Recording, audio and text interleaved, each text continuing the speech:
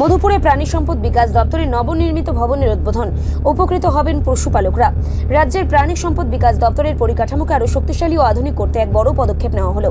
এক বর্ণাঢ্য অনুষ্ঠানের মধ্যে দিয়ে আনুষ্ঠানিকভাবে পথ চলা শুরু করলো কমলাসাগর বিধানসভা কেন্দ্রের অন্তর্গত মধুপুর প্রাণী সম্পদ বিকাশ দপ্তরের সদৃশ্য নবনির্মিত ভবনটি।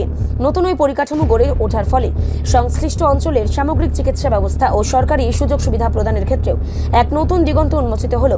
এই নবনির্মিত ভবনের উদ্বোধনী অনুষ্ঠানে প্রধান অতিথি হিসেবে উপস্থিত ছিলেন রাজ্যের প্রাণী সম্পদ বিকাশ দপ্তরের মন্ত্রী সুধাংশু দাস। নতুন এই ভবনের দ্বার উদ্ঘাটন করে আশা প্রকাশ করা হচ্ছে যে আগামী দিনে স্থানীয় এলাকার পশুপালকরা অত্যন্ত সহজ উপায়ে এবং অনেক বেশি উন্নত মানের সরকারি পরিষেবা ও সুযোগ সুবিধা সরাসরি লাভ করতে পারবেন।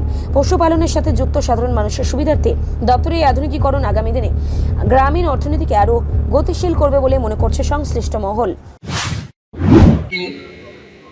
ডিসপেন্সারিজ আমরা ইনোগ্রেশন করছি। ডাইরেক্টর মহোদয় আমাকে দেখালেন 2025 সালের সম্ভবত মে মাসে বা এপ্রিল মাসে সম্ভবত এই কাজ শুরু হয়েছিল। আজকে 1 বছরের মাথায় এই কাজ কমপ্লিট করে আজকে আমরা উদ্বোধন করছি।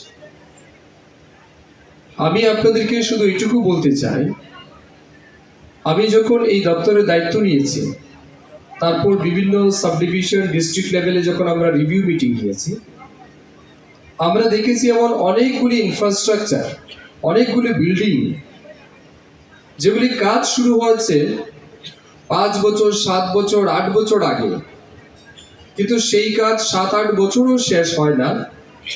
শুধুমাত্র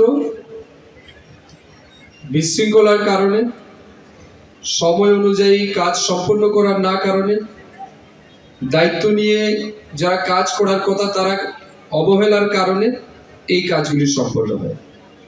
আমার মনে আছে আমি এই সিপাহীজলায় যখন প্রথম রিভিউ মিটিং নিয়েছি 30 সালে, 2016-17 সালের ফিশারি ডিপার্টমেন্টের ধনপুরে একটা ফিশ মার্কেটের স্যাংশন ছিল। 2023 সালে সেই কাজে 20% হয়। আমি দায়িত্ব নেওয়ার পর যখন চাপ দিয়েছি, কোথায় সমস্যা হয়েছে জানার চেষ্টা করেছি, পরের মিটিংয়ে এগুলি নিয়ে আবার আলোচনা করেছি।